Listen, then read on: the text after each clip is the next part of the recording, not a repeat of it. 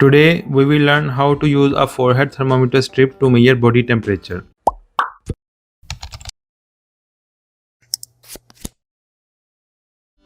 A forehead thermometer strip is a simple, non-invasive tool that changes color according to skin temperature. It is commonly used for quick temperature checks, especially in children.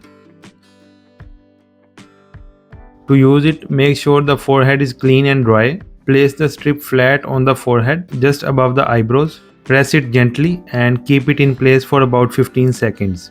Now observe the colors that appear in the black segments of the strip. Segment with the green color in it represents the current reading. If the color is blue, add 1 degree to the displayed value to get the current reading. If the color is red or brownish, subtract 1 from the displayed value to get the current reading. If you are using centigrade scale, you will need to plus or minus 0.5 degree instead of 1 degree. The rest of the rules remain the same. Forehead thermometer strips are easy and quick to use, but they give an approximate reading. If fever is suspected, the temperature should be confirmed using a digital or mercury thermometer for more accurate readings. Thanks a lot for watching. Like the video if it was helpful for you. Subscribe for more such videos.